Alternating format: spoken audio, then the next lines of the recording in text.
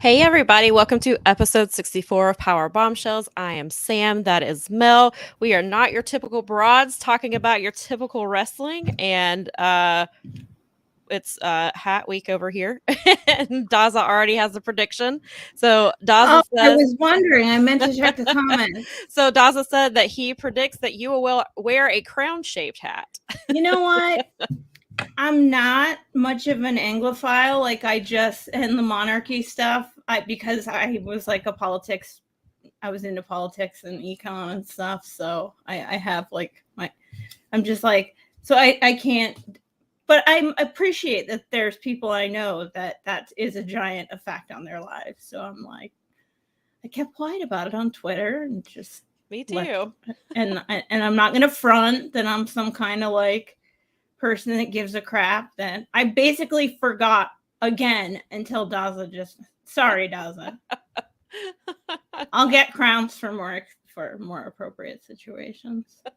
I probably have a crown somewhere. That I probably do yeah, have. I would think that you would That have to, I right? bet I do. I definitely bet we do have a crown, but I didn't even think about it with the coronation and everything. I went with it's finally kind of like maybe I can be a farmer this week Maybe. and go outside and get some plants planted and some grass seed laid and some like sprouts going. Right. Same here. Yeah, So because it's having to go a little late this year because we had like a random cold front a couple weeks ago that kind of messed everything up or like delayed everything. Um, so I'm in that same boat where I gotta get some stuff planted out there like now. it's what we had the record coldest April. So that kind of tells you Oh, where well we're at the then, Midwest. And then there was like one day where it was literally like all hands on deck. There's tornado weather. Like I had a jeez. tornado go bag ready. Like I had the Oh dogs all no. harnessed up. Because Man, it's y'all were serious. You don't prepared. mess around with that. No, But you can't. No, those things are serious. They're not to be it's taken lightly at all. it's weirdness here. It's I don't know. I grew up on the North Atlantic, but this is the wildest place with the weather. It These sounds lakes like make it. their own weather system. They're like, we don't care. We're doing what we want. Yeah, it definitely sounds like it keeps you on your toes, it seems like, all the time. Well, definitely does. I've hurricanes. I've experienced earthquakes. I've experienced, but this tornado stuff is for the birds, as they say. Yeah. As Daza they say said when you're 100. Daza said that hat reminds me of someone from a 60s film, and I can't remember who. I mean, It'll come to you as we go along. yeah, and I was like, there's Or it could probably be like my Jeff Jarrett tribute hat just for my friend, because he said that if they had put Jeff Jarrett on the poster, they would have sold 90,000 at that's what Wembley. I keep seeing is that's the reason they've sold as many tickets as they have. It's because it's for Jeff Jarrett. That show people do not realize. I hope they make it a pay-per-view, because I don't think people realize what UK and Irish and Euro crowds are like. They get Yeah, wild. I'm convinced that it's because it's going on Warner Yeah, Brothers. Because I mean, that's as soon as they announced it and didn't put the word pay per view in it, I was like, yeah. And there's a streaming thing coming. it's Warner Brothers 100th Gotta be. anniversary. It's Wembley's 100th year anniversary. It just all of it makes too much sense, and people keep especially because the all out pay per view is happening a week later. They're not going to make people pay for back-to-back pay-per-views like that a week apart because they know that's not gonna fly. Like most people aren't gonna be, because then you have to have people pick between one or the other, and most people are probably gonna pick All In because it's never happened, or All In London because it's never happened before. Right. Oh, And so absolutely. I would. and I mean, yes, like me too. I mean, if I have to, that's where my money is gonna have to go. As I said, I actually think it may sell out now. I do too. I do too. I knew they'd do at least 50. Like when it was announced, I was like, oh, they'll easily clear 50 just because, like we've talked about all the factors. I mean, it's their first time in the UK. It's easy to get to from other countries. They've never had it. They don't get a lot of American style wrestling as it is. And so I figured they'd do at least 50. But yeah, it Well, and then looks likely that it's going to be, especially with all the stuff that they're doing, like they're doing the stuff with Progress and things like that. They're definitely Yep. they're taking advantage of the Exactly. locals, which is so smart. And so I think the more of our presence they put in the UK, besides, you know, Tony's involvement in soccer, I think that, you know, I think it's very likely that it'll sell out. I have friends who are just waiting for when they're waiting for the Rev Pro is going to do a show. They just haven't said where and when yet. Right. And they right. are all literally waiting. They have their stuff.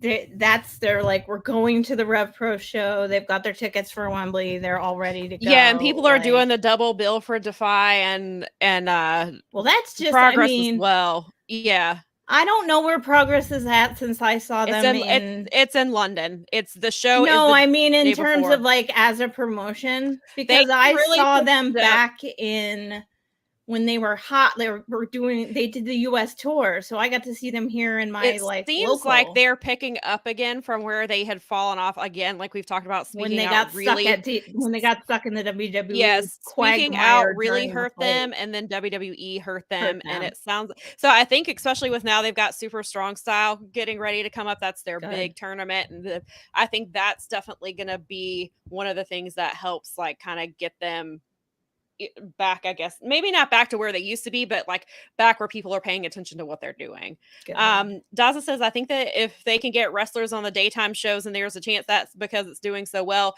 and get some buzz going to widen the night of interest. Yeah, that sounds like a really smart plan, that if they do stuff like that. And, you know, we talked about, and I think even Daza mentioned it a couple of weeks ago when we were talking about like getting MJF on TV, getting Saraya, Anthony Ogogo, using him and using what, you know, his because of who he is to the UK people, and utilizing that, like, I think would be really smart.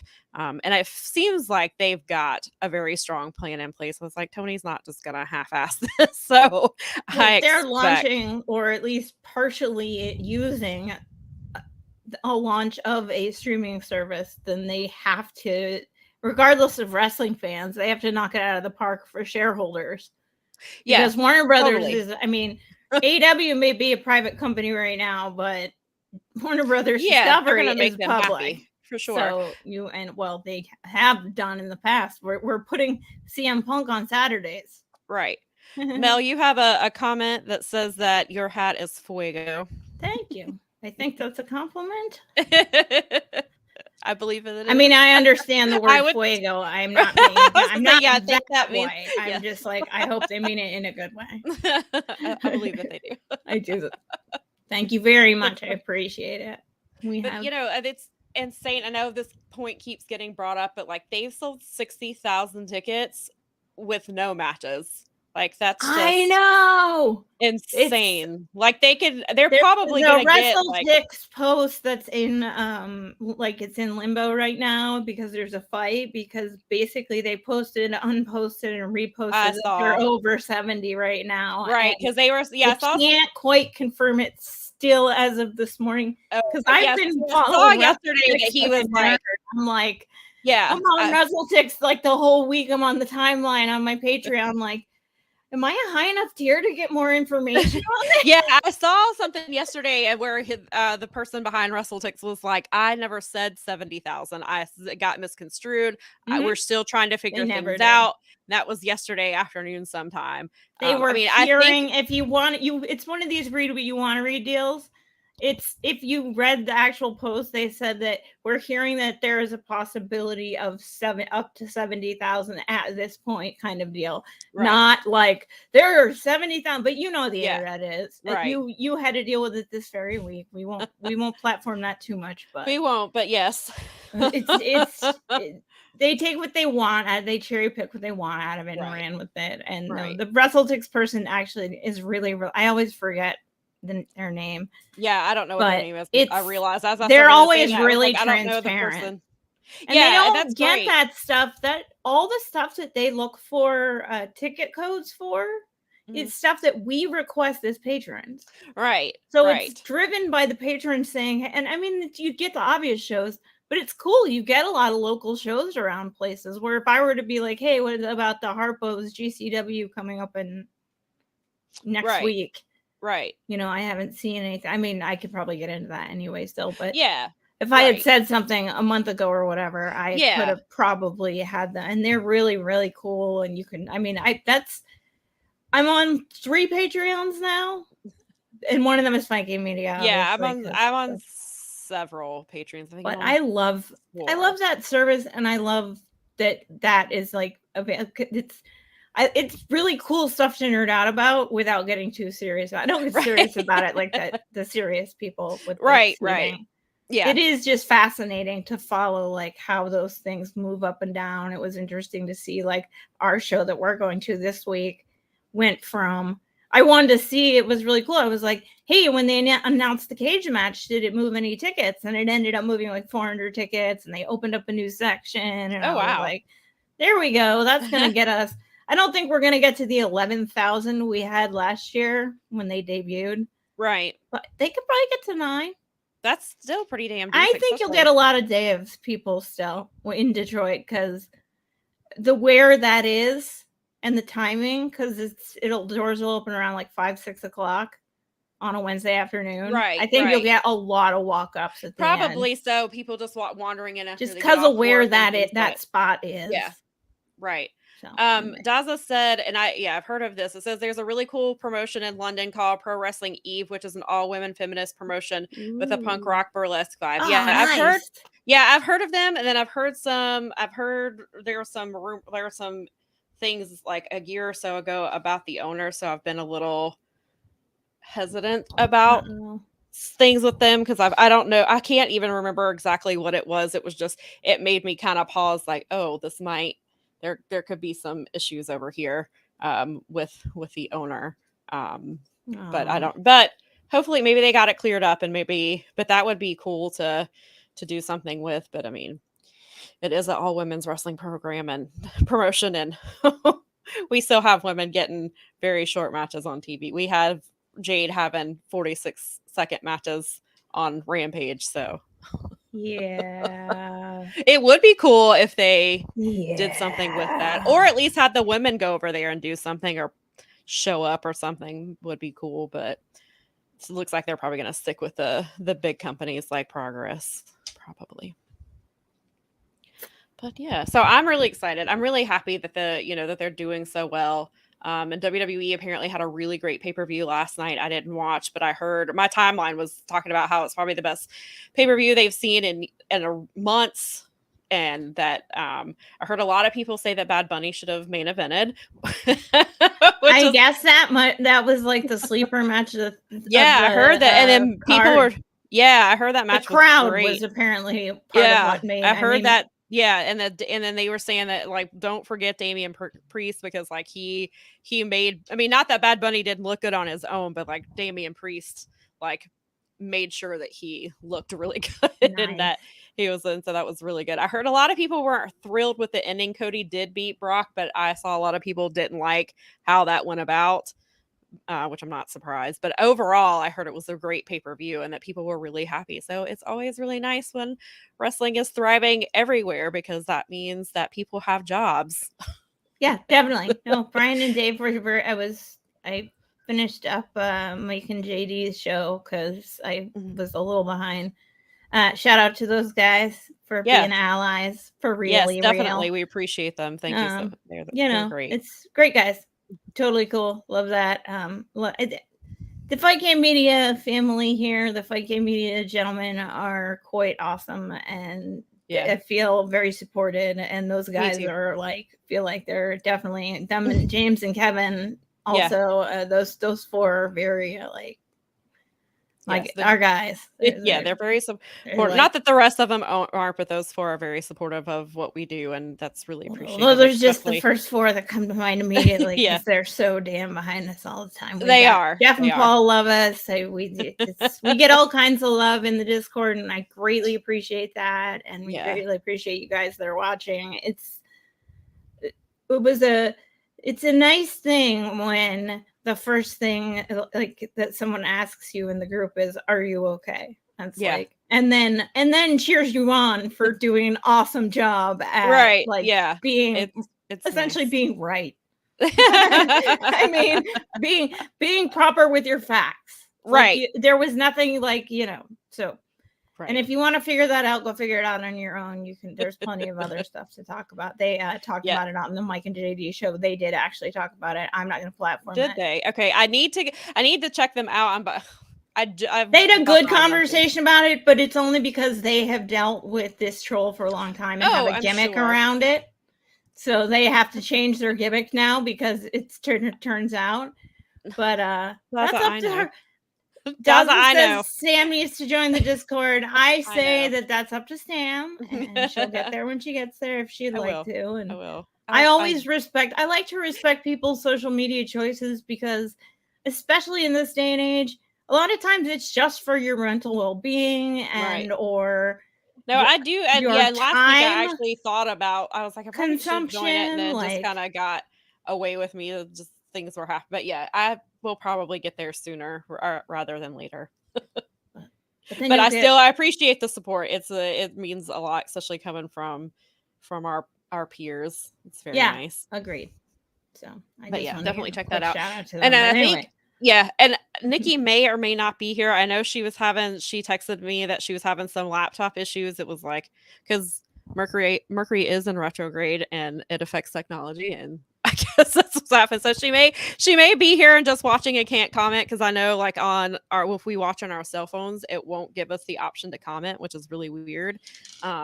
It's like right here on mine. I could comment right from my very account if I wanted to.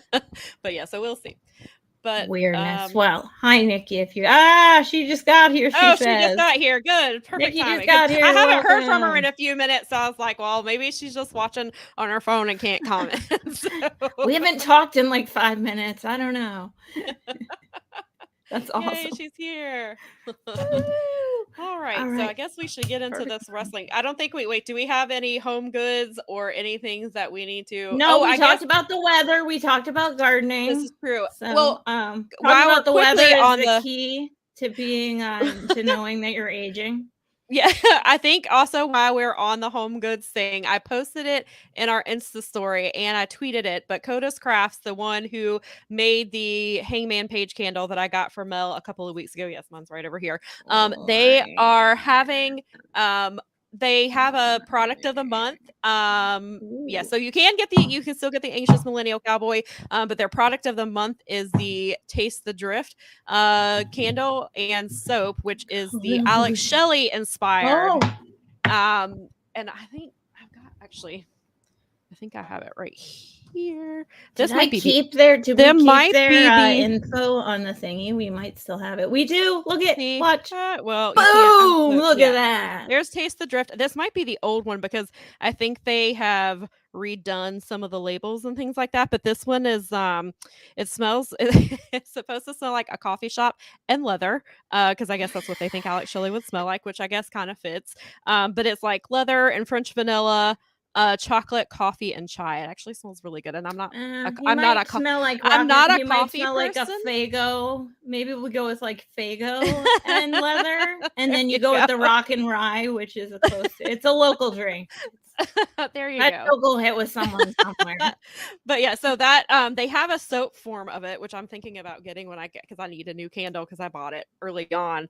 But yeah, so anyway, it's their product of the month, and I believe it's 15% off from May 5th to June 5th. See why it pays to never clean out your banner. And I haven't gotten it yet, but they did also just launch a hardcore candle that is supposed to smell basically like blood. It's supposed to give you like irony, like they said it's like hemoglobin or something like that. That's what it's supposed to smell like. But yeah, I guess it is more of an iron. So I don't know. I'm gonna get it and see what it smells like because I think I'm very fascinated for the ECW fan. Yeah, it's basically right for for the hardcore / deathmatch fans in your life. Then this is probably for you, and so that's also available at Koda's Magical Crafts on Etsy. They have they're on Instagram, which we tweeted, and that's their Instagram and their Twitter handle. So definitely go follow them. and go support a local business. And then it says they need to make it. Dawn says they need to make a burnt to a fucking crisp candle for Mel.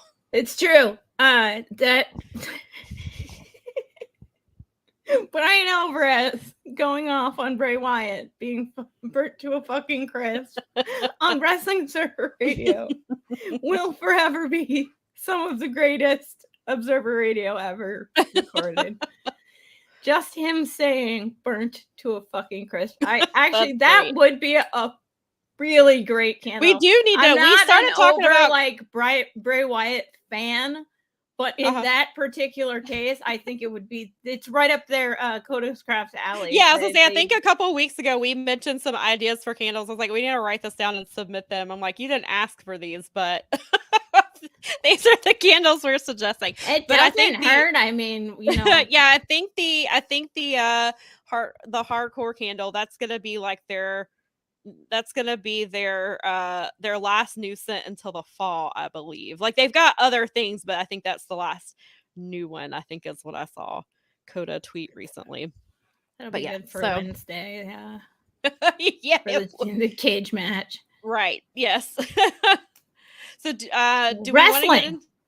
Yeah, because do you want to get into what you're gonna see, or do you want to wait and save that for the end? Oh, we can talk about that later. We were going to transition from Mike and JD, who used to do a Brace for Impact show, to Trinity being on Impact. Yes. Her debut this very week. Right. Yeah, I finally got a chance to check it out last night. Like I saw from the tapings, I saw a lot because people were tweeting, like they were tweeting like pictures of her and video clips. So I saw a good chunk of it before it actually got to TV, just because obviously people were really excited for her.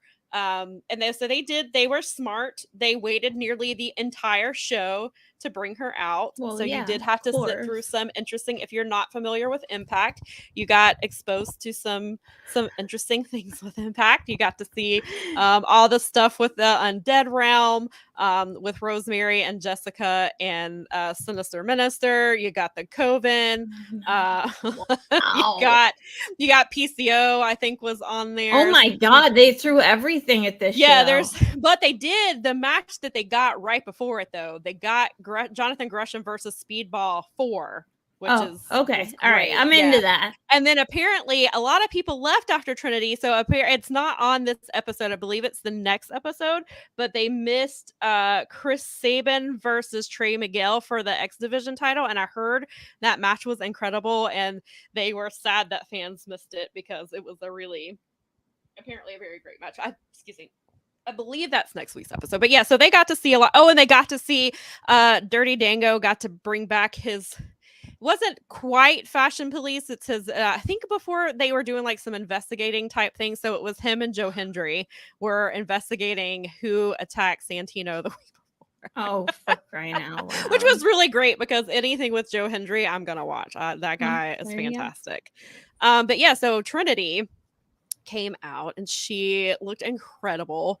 She did still bring the glow with her. She was lit up and she looked fantastic and the fans were super into her. I'm so glad that she got to debut in front of that crowd because they were 100% behind her and they got like a Feel the Glow chant going. Nice. While Deanna was talking, because she came to, so basically Trinity came to reintroduce herself, and she talked about why she wanted to be in the Impact Knockouts division, because she's like, this has been a great division for years. You have Awesome Kong, you've had Gail Kim, now you have Deanna and Jordan and Mickey James is in this division. And so, and she was like, and I've won championships and I'm here for more championships. Nice. But yeah, she looked great. And I thought it was really cool to see how they positioned her right off the bat. Like they made her feel like the whole show, they kept teasing like Trinity's here. We're making history. Like they just really hyped her up. That's awesome. Just leading up to it. Like she's already got a shirt out. In WWE, that was a big thing where it was hard to get merch for her. Trinity released a shirt last week, and I saw that people were like getting, because she was retweeting stuff, people were getting, some of them got their shirts the day after. Like Yeah, It's well, it makes insane. sense. I mean, if WWE wasn't stocking what, I mean, WWE is notorious for not stocking things like that. I mean, like they don't capitalize on merch ideas a lot. Even John Moxley's talked about that in the past. Like, Yeah. So They're that's so awesome. So I'm glad, like, she got a shirt right off the bat. It looks Yay. great. Lauren Moran, who's designed a lot of wrestling shirts, she is the one who did the design for it. It looks awesome. And so yeah, it was really cool. And I think it was funny because somebody tweeted, was responding to me because I just said that I watched Trinity's debut and I would talk about it more tomorrow. And they basically said everything I was already thinking and was planning to say on here was like they positioned her huge. Like they had Deanna come out, and that's the first person who introduced herself to her on TV because Deanna is obviously the current champion. Jordan Grace came out there. So they've already put her in a spot where she's with the top two women in the entire division already. Like right off the bat, she's in the same conversation as them, even if it may take her a little bit to get to that position. Like she's already, like they've put her in such a strong position. And because Deanna and Jordan are wrestling at Under Siege next month, which the paper that was already announced prior to Trinity getting there. But the stipulation is if Jordan loses, she cannot challenge for the Knockouts title as long as Deanna has it. A lot of people believe that this is a stipulation where she is actually going to leave the company because her contract is supposedly up unless she signed an extension that nobody knows about. Or she signs it by then. People seem to think that, okay, well, if she loses and can't challenge for the title, there's nothing left for her to do. Which is she really, unless they're gonna let her go for Steve Macklin and let her have that title, there's not really much else for Jordan to do unless she, I would love to see Jordan go to Japan. Like I think she would kill it over there. Like I think even if it's not Stardom, just going over there I think would be really cool for her. But regardless, like so Trinity's already in this spot, whether Jordan leaves or not. And she's already said, like, whoever wins this title, I'm waiting for you. Right. So, and like she's got, we know, I think most people saw her first match will be again. I don't know if it airs next week or if it's going to air the week after because they didn't promote it for next week. But she did wrestle Kylan King, who was one half of the Coven, which is they're the current Knockouts Tag Team Champions, which we talked about last week. Would be great if they just put Trinity with somebody like Tasha Stills and gave her and let her have the tag team titles right off the bat. Would be my kind of petty if they let that happen. But who knows? But they made her feel like a star right off the bat, and Grace says she deserves it, and she 100% does. I was really, really happy. It's just great to see her back on TV, especially with everything that she went through. Oh, and I will say, Deanna did make a little snipe at her and say that she can't just walk out on that's not a division you can walk out on. I was like, oh boy. And then so Trinity went right back at her and said, well, when I get done with you, you're going to wish you were fired again. So they got in their nice little jabs, but it was a really great segment. I thought she did great. She looks really happy. The fans were into it. So I'm really happy for her. And I hope she flourishes in the Impact Knockouts division, because it's a strong. People fuss and say, oh, I can't believe she went to Impact because they don't have a great TV presence or the crowds are small, but division wise they're one of the strongest women's divisions there is, and so she was very smart to pick that division, I think. Yeah, I mean, it may be on an obscure TV show, but it's not on a obscure TV channel, right? But it's not like a bad place for her to be as a lady trying to reinvent her. Right. What am I now? Right. Exactly. Plus, like you said, all the crossover stuff, because Impact has deals. I mean, it's on New Japan World. I can watch it, so that's a lot of opportunities. Mm-hmm. So yeah, and she's already bringing in more eyeballs. Like people are gonna start subscribing and finding ways to watch Impact so that they can see her, and they're more than likely gonna try to, they'll buy the pay-per-views and things like that. So they're doing exactly like they thought she would, which is bringing her in. They knew was gonna, just like Mercedes brought more eyeballs to New Japan. That's the same thing they're betting on with Trinity, and so far it seems like it's working. And I think it'll only do the more she develops herself there and figures out who she is outside of Naomi, like I think her fans are gonna help support her and hopefully bring more eyeballs to what she's doing over there. Yeah. Which is great for everybody. Yep. So yes. Correct.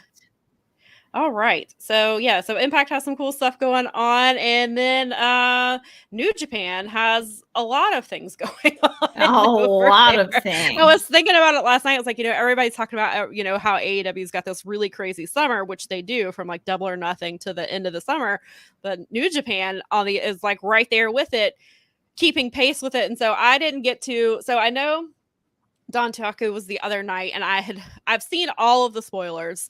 I only got last night. I knew that I wasn't going to have time to watch the whole show. Tonight, I think we're going to go back and try to watch everything, but we did watch ZSJ versus Jeff Cobb for the TV title, and then we watched the main event, which we would have watched regardless, but the day before I saw something, I knew I knew who had been revealed as the not Daniel Bryan. I mean, Bryan Danielson. I knew that he had been revealed, but I didn't know where it happened. And then I think New Japan had a picture, and I was like, oh, that's where it happened. But I didn't tell Nikki. So, and I didn't know the details. Like, I just knew that's where he showed up. And so that was just, so we'll talk about that. But yeah, so we were like skipping through, and like I could see things, like I said, I saw like all the spoilers. So I'm up to date on that, but I'll let you take the lead on that, since I think you watched the whole show, correct? I did watch the whole show, and I will bring up the card so that I can remember things. Okay. But it's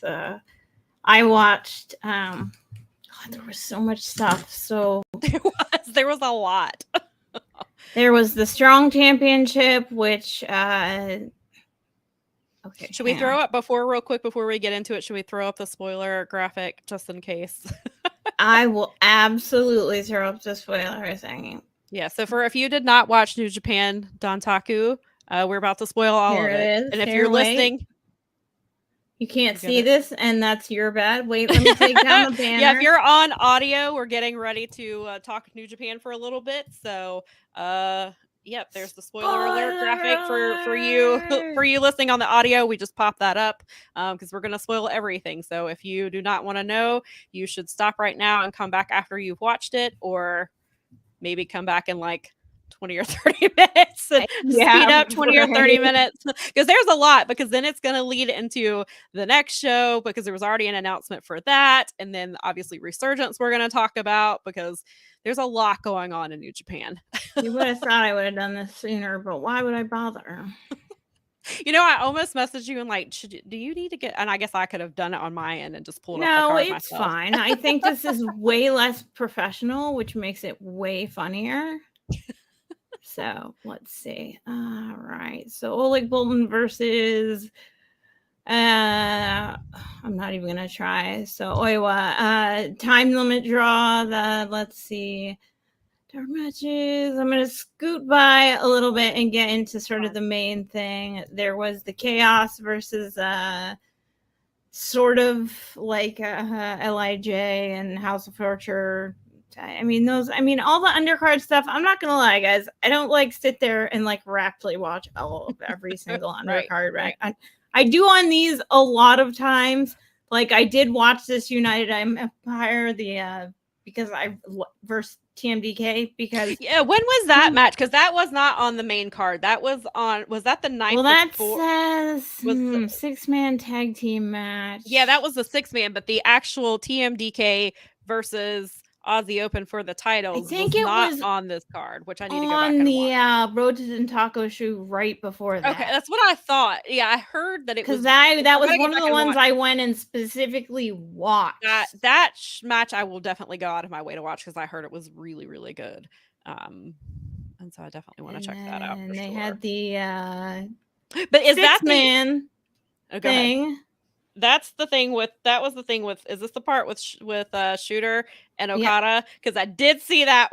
And Okada, and they made the point that this is now Okada has won like basically every kind of belt you can win now, including that totally makes sense. Yeah, because so he and Tanahashi and who was it they have the never open weight 6-man, right? 6-man. And it's The never open weight. Oh, Ishii is the Ishii, right? Is the other yes, because that's who usually I call this the 6-man belt and the never open weight belt. I usually call those Ishii's belts because he's they are especially the like never open singles. Yes. He carried that belt forever.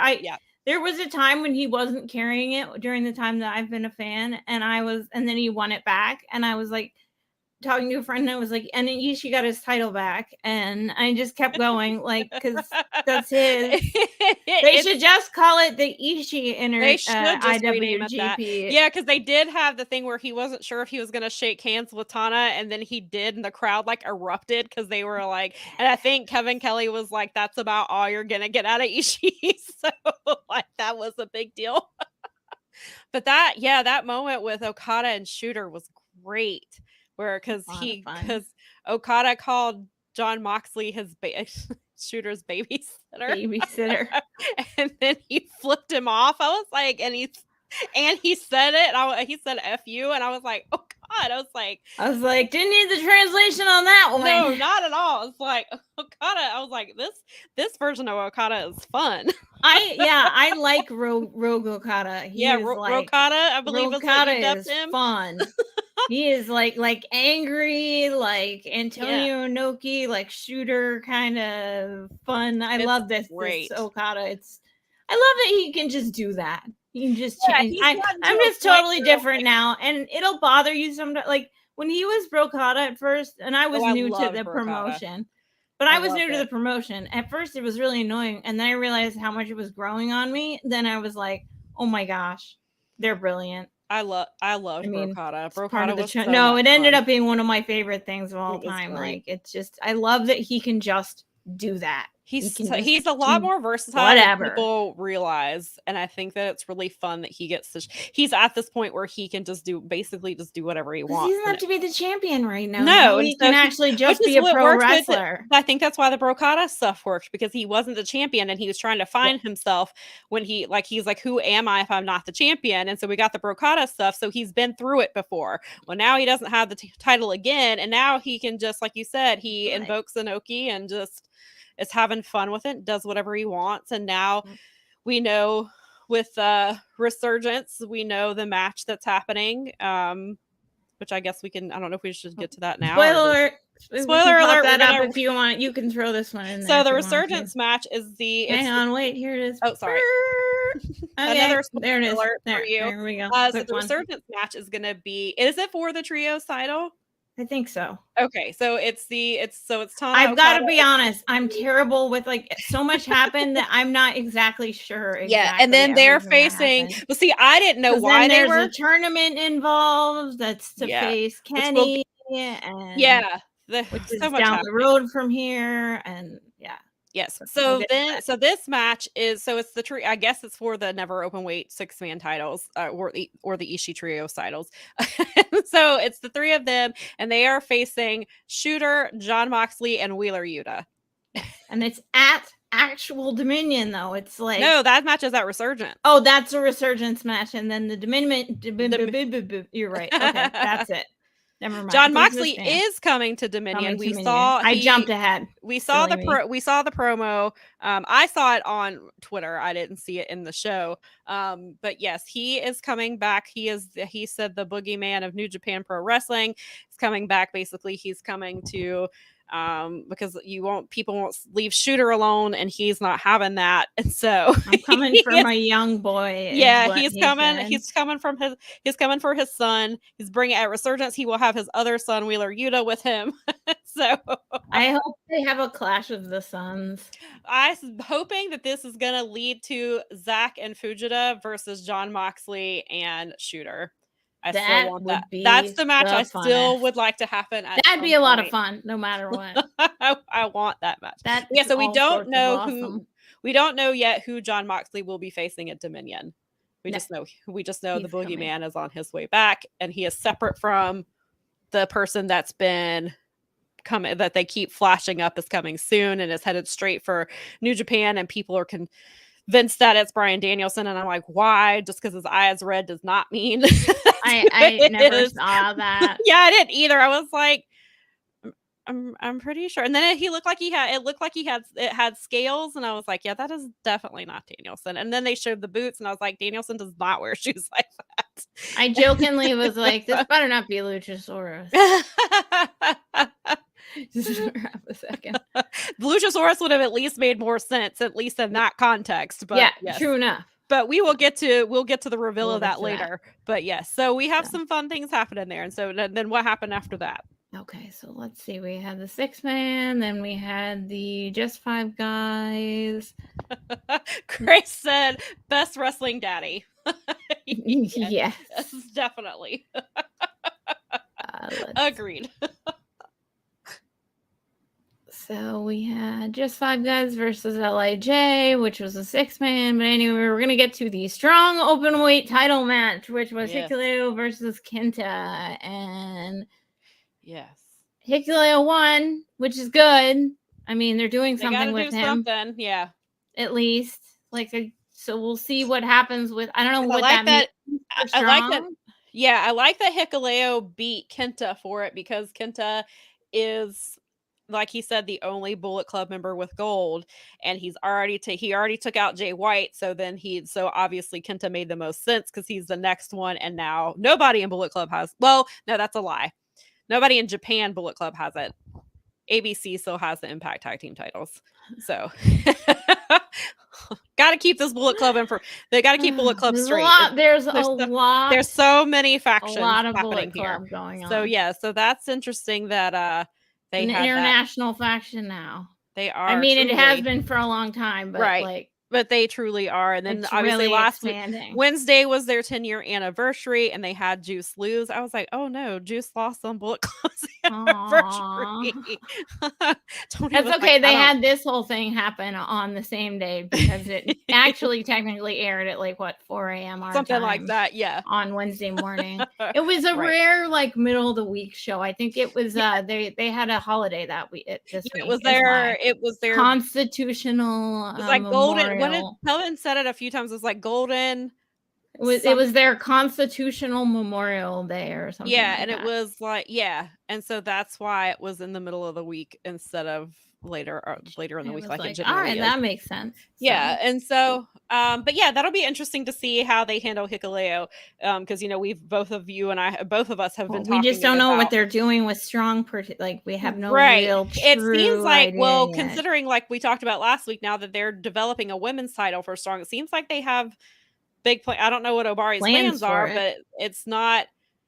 It just seemed like it. I really thought they were gonna just combine the tag team titles and just merge them, because it seemed like they were just gonna basically do away with it. I mean, they did do away with it as we know it, but it'll be interesting to see how they handle that. But I am glad for Hikuleo that they've at least got a title on him, because you can't just have him kick out Jay White completely out of New Japan and then do nothing. Right. They have to. Agreed. Something. So I'm glad. And, beating Kenta made sense because he was Bullet Club. So now it'll be interesting to see how he had a big influence on Strong too. He was one of the first rail carrier people. Right. Agreed. So Agreed. So I hope they book him strong. Keep it up. No pun intended. I hope they book him strong. Or pun intended. Lean into it. Yeah. Well, yes. Pun intended. So then we got the TV title. These matches. I love these matches, and I love Jeff Cobb and love. I mean, this is Yeah, I was all about this match. I told Nikki, I was like, we need to see other matches, but I was like, we have to watch the TV title match. I was like, because A, I love TV titles, the TV title, B, it's Zack Sabre Jr., and C, it's Jeff Cobb. So I was the result was a draw, and Jeff nearly. There was a few times I was like, man, Jeff's gonna take this title from him. I wasn't sure what they were gonna do, and then as they started, I was like, oh, this is great. This is going to be the one that's a draw. This is good. This is they're building so much story around who Zach is beating. Right. And and then they throw this, they're not just using the draw willy nilly. This was a very specific, this was TMDK versus, I just lost it. United Empire. Then United Empire. Thank you. I mean, there's very much they're like playing into that too. Right. So And I mean, and it's also, I like that it's not just Zach beating up the young guys. So they can't be like, oh, well, he's just beating, these young up and comers. And of course he's going to beat them. So no, he beat Jeff Cobb, or not beat him.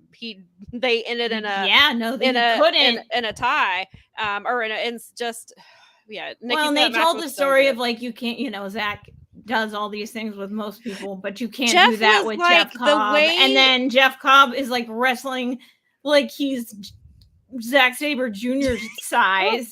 I'm like, bro, stop it. You're not 150 pounds or something. Yeah, he's so agile. Like, it's insane how good he is. And then like Zach was like reversing out of the Tour of the Islands, and then but Jeff was just reversing out of everything, and like he nearly, like, the couple times he got caught, like, were simple things that, like, he was standing up and I forget the name of the move that Jeff Cobb was getting ready to do, and Zach was able to like grab him really quick, and it just that match it was so good. And I reminded that I still have not watched the Collision shows, which I need to, because I need to see Zach versus Tom Lawler. I've got to see that match. Oh yeah, you're right. They're up. Are they available now? Because I saw, I think they are up, because I didn't realize, because I don't watch Impact Live, usually, especially because I'm watching ROH too. Right. But the access that was on last week, which I don't have access set up to record, because generally I've seen whatever they're showing.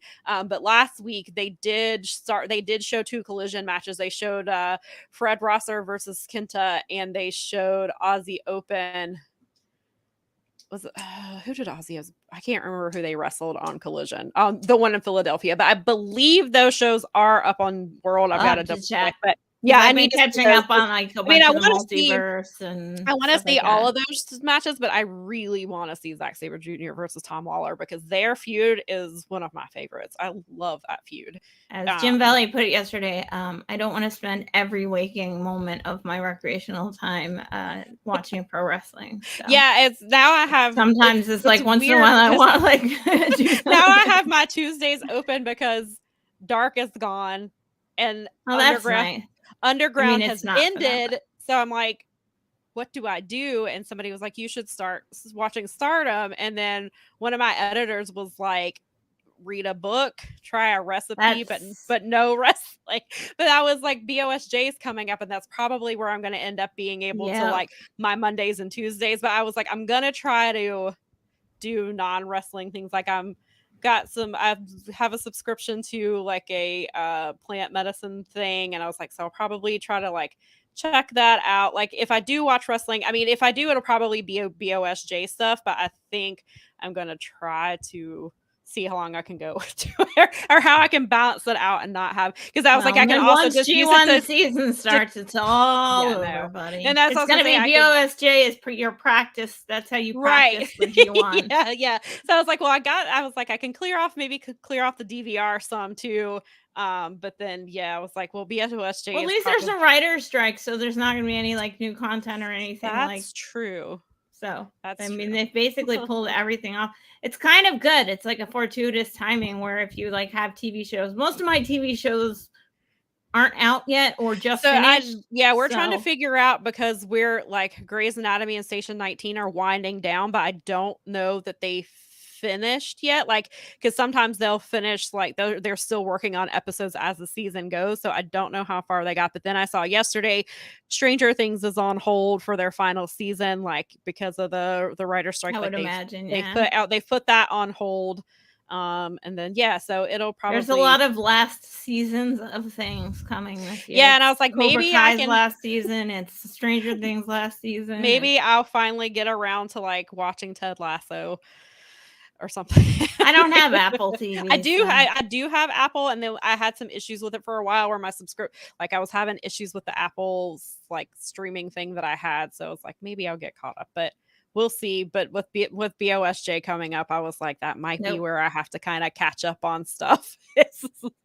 is that, and like you said, G1's coming up too, and so Mondays and Tuesdays might be. I was like, wow, that's kind of. I was like, I mean, Mondays I do have to write, so I have to kind of be paying attention to wrestling, but I was like, I can watch other things while that's happening. So I was like, it's weird having kind of my Mondays and Tuesdays where it's not, because now Elevation's gone too for the time, at least for the time being. So, but I like that. I need to spread it out. I usually take at least a day off. I watch things sort of, I watch Dynamite on time. I watched Dontaku. I did caught up on Dontaku on Thursday, not Wednesday, just because of timing and all things that were going on in my life. And I wanted to actually sit and, so it's usually a time thing for me. With everything that's happening, that's someone that you kind of want to. But I have a lot more flexibility than the average human, just because of the way that my situation is. But with it being nicer, I'll want to be out. I want to actually enjoy the outside, but that's where. But it'll work out okay because I have I have my podcasts that I listen to during the week. And they're very, I always listen. They're just the ones that I always listen to. I have. Yeah, that's one thing. I was like, I guess Mike and JD made it perfect for me because they filled in my empty day. Before today. So that's what I was going to say. Maybe on Mondays and Tuesdays, I also have to use that to fill in on. But I do that when I water the plants in the morning. You know what I mean? Yeah. That's part of my coffee. I do the coffee and the dogs walk around and I water the plants and I'm listening to those guys and it's all good and. Get your Dave and Brian in, and those guys usually, suck good. I get my Friday, Garrett does Friday, but I usually don't listen till Saturday technically. So because he does Fridays with Dave, but and then Mike and JD popped in there but I always listen to my Dynamite guys. I'm kind of like a day behind everybody. It's all right. You get to it when you get to it. I get to it that morning. It takes me a while to get to stuff, or I'll at least try to watch clips and things if I can't get to the I need books. Show. But I intertwine I'm, reading something separate entirely. I'm reading something completely. Why I make sure that I have a good balance. Plus I know that the G1's coming and that will actually, no, I know. It's gonna be That's so. Why I was I think these Mondays and Tuesdays, I was like, I may have some time to get a little bit of non-wrestling things in, but I was like, I'm gonna end up probably catching up on BOSJ. It's just back. It's back to BOSJ is gonna be so good. It's gonna let me. It's gonna make me. Because BOSJ starts because people are back. Yeah, when the Just 5 Guys came out, that crowd popped for them. They did. This was the dumbest idea in the world at first. And now it's the greatest thing. I'm like, Just 5 Guys. This is genius. I'm like, just 5 weeks ago, I was like, what the is this? Yes. And then we don't want them to add a 6th member because then Kevin Kelly will have to get another shirt because he was already mad because he had the Just 4 Guys shirt and he was like, I don't want a new shirt. Did you catch that Gino's going to be on Dominion? No. Yes, he said it right early on. They talked about it on the broadcast. So I was like, I didn't know if you caught it. I didn't. I'm excited for that. I'm so glad. Never thought I would be when they first brought him in. Oh my God, I know. I love Gino Gambino, but I am. Even that's so funny. That's even the guys on the freaking table. They you're like, I don't want this. And then you're like, why can't I get enough of this? That's what I love about New Japan. And now that the crowds are back, it's perfect. It really is becoming even with as little as it seems is going on, there is a lot going on. It's not maybe as hot as 90,000 at Wembley or but they're still doing. New Japan is hot. They're going back to being the New Japan that I got into. Yes. I'm so excited. Yes. Anyway, so let's keep moving on. But so definitely watch ZSJ. Oh, also, real quick before we move on. Did I miss it, or in the in the intro video for TMDK where it spins around and has their names on it? They don't have Bad Dude Tito on there. I was like, and Nikki was like, well, maybe they didn't just want to go back and edit it. They have Robbie Eagle's name on it. Robbie Eagles joined. Technically, Zach joined after Bad Dude Tito is. And I was like, I mean, they talk about him and say he's a member, and obviously Bad Dude Tito and is teaming with Zack Sabre Jr. at Resurgence. But I was like, why is his name not in the little? And I'm almost, unless I just missed it, but I'm pretty sure, because it's like a little record that spins that has their names on it, and I'm almost positive that they don't have Bad Dude Tito's name on there. Weird. Well, it's like, he was a member before Robbie Eagles was. Technically before Zach. You need to edit that, put his name on it. I think we need to have this addressed. We do. Who do we at to make this happen? We need Chris Samsa. Where's Chris Samsa when you need him? He has somebody. Listen, we've already with Kevin Kelly, doesn't he? He can pass that along. Yes, we'll let's do that. He's essentially like the stat. Somebody fix that before Resurgence when he's tagging with Zach. Seriously, come fix that, and also fix it because Mike Gilbert was trying to take him from us. So he's going to be like, see, they don't want him. They don't even have his name on there. So please fix it so Mike Gilbert doesn't take Tito from us. Yeah, he doesn't get him. I mean, he doesn't even care about Impact anymore. So he doesn't he doesn't get to have him. No, he doesn't. See, sorry. You guys just wanted to have a show with your names on it instead of Impact. So now you don't get Tito. That's right. I mean, you weren't getting him anyway. Me and Mel were going to fight you. That would have been like Powerbombshells versus Brace for Impact. Mm-hmm. The podcast nobody asked for. Right, exactly. We want Feud of the Year, damn it. If me and my Mike can't get Feud of the Year, then Powerbombshells versus Mike and JD for Tito. for big teeth. For big teeth. For big teeth. The battle of the century. The fight game podcast no one knew they wanted. And you're getting it anyway. Because they probably didn't. Now you need it. Anyway. Daza said we need some inner podcast feuding, LOL. We were just putting them over for how much they support us. However, we will fight them for Bad Dude Tito. Yeah, we will fight. Yeah, I mean, there's lines. All right. Right, exactly. And they were going to draw a line somewhere. They were crossing it, and so we had to let them know that was not okay. It's not really an issue anymore because they just talk about whatever. So yeah, right. We saw them first. Exactly. We've been talking about Strong for how long now? Since basically the inception of this show. Yep. And we told you people to watch it. And now you want him. Now you get it. You're welcome. All right, let's see. So we got through, there were this one and this one. David Finlay defeats Tama Tonga. Yeah, I really want to see that one. The never open weight. That'll be interesting because Tama Tonga is supposedly not working with a contract. I heard that.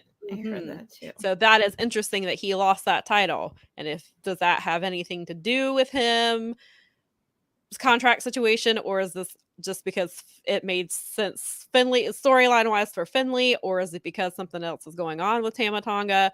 And because supposedly WWE has been interested in him for a while, which why wouldn't you be? Yeah, why wouldn't you be? But then obviously there's Bullet Club Gold is in AEW. Bullet Club has a hold and Impact as well. So should he go to either of those companies? I mean, he clearly obviously he's not in Bullet Club anymore or at this moment. However, he could potentially show up. Maybe they bring him back or something. So it'll be interesting to see how they do that, and then how Finlay is going to get over as champion. Yeah, he's interesting right now. Like, he's wrestling really well. I'm just not sure where I stand on him. Like, I'm just like, whatever. From what I've seen of it, I've really enjoyed this version of David Finlay. I think he needed it. I think it's definitely giving him, because I think he got, unfortunately, as solid as he is in the ring, he got lost in the shuffle a lot. And I think I think he got, because he's from a famous family, I think that affected him. It did the negative thing where they're looking for things from him, and he's like, I'm not even sure what kind of wrestler I am yet. Right. I mean, because you go from him being telling me what right, like you go from him being like the C Block champion And then, he's just this really great baby face. And then they have the stuff with Finn Juice and they have titles and they're doing really well. And then Juice just like says he's leaving wrestling, but he really didn't. It was so he could turn heel and join Bullet Club. And then like that's kind of Finley's whole catalyst is he keeps getting left by people. People keep leaving him behind. And so then he's just like, well, then I'm gonna just look out for myself now. And then now he was like, Jay White's stupid for leaving all this. So I'm coming for everything that Jay left behind because somebody's got to take it. Why not me? And so like, I think it's an interesting premise. And I think maybe like he'll grow into it more. So I'm really interested to see how he handles being a champion and like how that affects like what he's doing. So I'm really interested to see. Yeah, me too. But yeah, I agree. His wrestling has really improved. Like he's really starting to figure out who he is in the ring. Which is really I think great. this like I hope and with the stuff that's coming up that he will start to find himself. Yeah, and he's definitely gonna, I assume he'll be in G1. So yeah, that'll be interesting to see. Yeah. That'll probably be a good spot. Nikki said, and then they made him look like Jay White. Yeah, well, I mean, come on. Don says Finley is a good wrestler, but he needs to change up his look. He dresses too much like Jay, but that's the point. Both of you. I think that, he'll probably get away with it, but I think that's the point because he said, I'm coming for everything Jay is leaving, and so I think that's why he went the darker. He needs to end the Switchblade era and turn it into something else. Yeah, and I think that's coming. Maybe G1 is where he kind of sheds that personality and goes into whoever David Finley is now. But I hope so. I really do, because he's got the look and he's got the talent. Like he's got the ability, so he could do it all together. It could be. I think it could be really good. So then we get to the big match. The IWGP Heavyweight Championship match, Hiromu versus Sonata, a really good match. Titles were on the line, correct? I believe they were both on the line, right? It was just the main, but Sonata would have.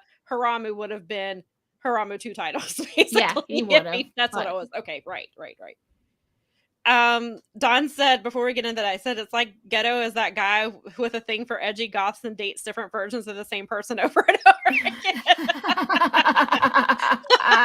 You know what? That is a fair point. It didn't work well with Evil at all. Oh my God! This is his house of torture. Apparently, is oh my God! all the goth men are his house of torture.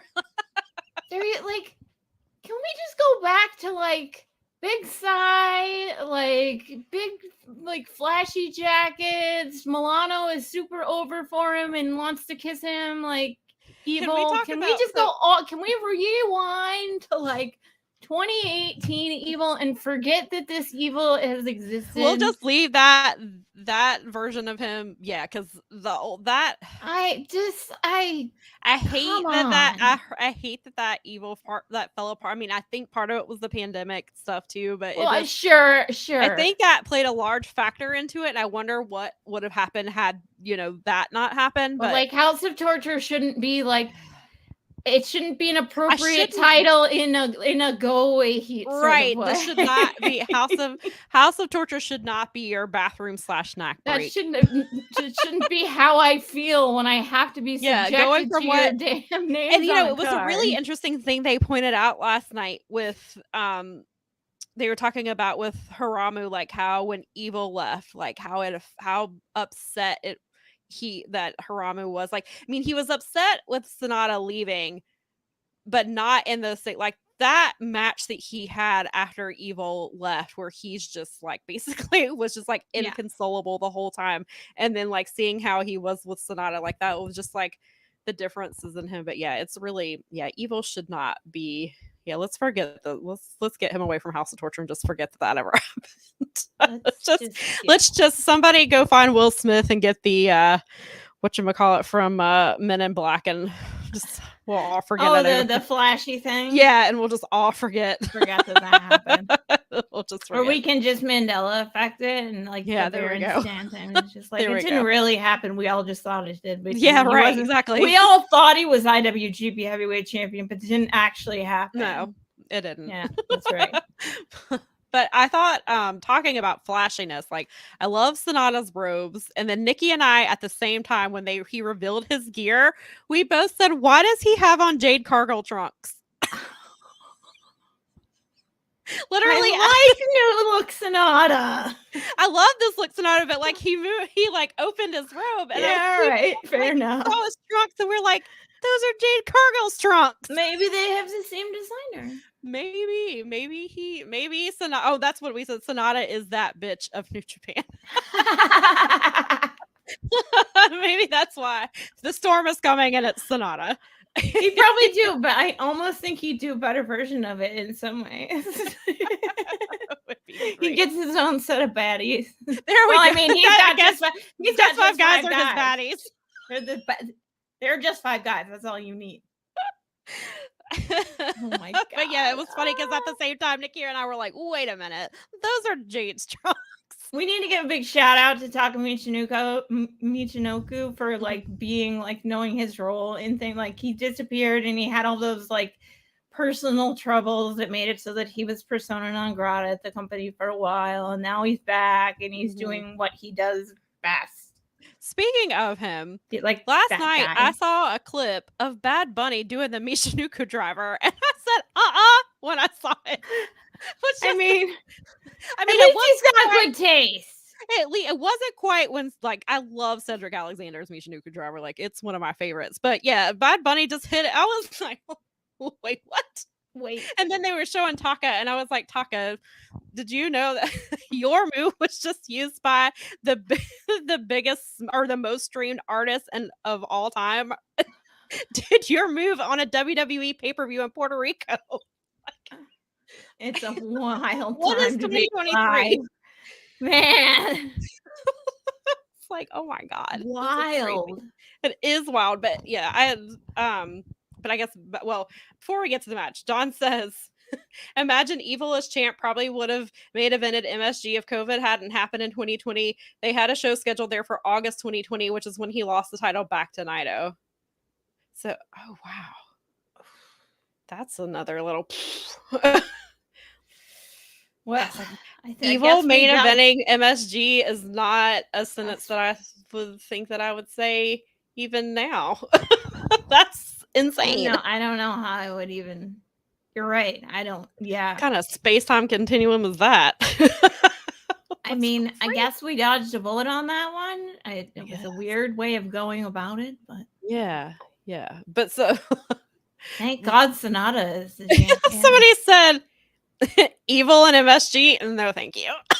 Right. Totally. Yeah, I guess it ended up working out. Listen, Jay White selling out Madison Square Garden. Look what might have happened. Oh, I can't wait for him. Everybody else has made this point already, but I can't wait for him already. Is he already saying? Yeah, somebody at TD, I think it was TDE had the GIF, and it was talking about, I forget exactly what it says, and Jay quote tweeted it with the shrugging emoji again. So it's coming. I'm sure that's coming. I'm surprised he hasn't mentioned it, but I mean, he's probably waiting for television. I mean, maybe I'll even see him say it live on Wednesday. You might get it. I didn't even think about it until just now. You probably, that's a very good chance you could get that on Wednesday. But yeah, so one thing I will say about like the match, so Sonata versus Hiromu was a great match. Really good. And I think that it proves Hiramu's point that Hiramu can main event. I know that he will, we've talked about it before. His goal is to get the junior title to main event Wrestle Kingdom, and maybe that's not something that ever happens, but I think Hiramu proved that he can main event a show. And I thought that he looked great. I thought it was Kevin, I think it was, made an interesting comment that like if Hiramu was gonna beat Sonata, he was gonna do it his way. And I was like, but it's Hiramu. Like, why would he doesn't need to do anybody else's way. He doesn't need to play Sonata's game in order to beat him. I mean, maybe he does. Maybe he would have beat him had he done a little bit of that. But Hiramu is just. I mean, I've talked about how much I love Hiramu and how great he is. But I thought that match was really great. I thought he and Sonata had a lot of really good chemistry. I thought that they both looked really fantastic in that I actually thought Sonata made Hiromu wrestle more his style a little bit. I think the more they made went him on, bring it down, I think that I mean, they were feeling each other out a little bit, but I think that there was a thing where he took away Hiromu's like air game a little bit. That is true. Yeah, a couple you're right. times, and Yeah, I was you're like, right. "Ooh, that's interesting." Like they're playing this like, I like that. Like I liked that they were trying to play it that both wrestlers were trying to get the other one to play their like to wrestle their style, and neither one quite could get it there until the end of the struggle. Right. Where you actually felt. Right. I mean, there were a couple times where I was legitimately like, "Wait, you're not gonna what?" Yeah. I mean, because I didn't really think that he was gonna win. No, I didn't either. I mean, the match match is happening far exceeded so like what kind of. I mean, with knowing essentially knowing the outcome, it like far exceeded like, and I knew it was gonna be good, but it was really, really good. One thing that I really liked is I liked that LIJ was out there to support Hiramu, because they're not always like that. They're not always not that they're not supportive, but they just are like, they can do it their themselves. Jam. Yeah, right. They know that they can do it on their own. Like they don't need them out there with them. Like obviously with just 5 guys, they're always out there with them. United Empire, all 98 of them are almost always out there for their matches and things like that. So they have an actual empire now, I think. Right, they do. And so LIJ is generally not that they're not supportive, but they're like, oh well, he's got it. I don't need to come back there. So I thought it was cool to see. I mean, and probably part of it was because it was against Sonata and they wanted to see how Sonata was going to do against Hiramu. But I thought it was really nice that he had their support out there, especially so in defeat. Yeah, the crowd was really strong for both guys. Yeah, really good. I mean, the fans, they were super into it. And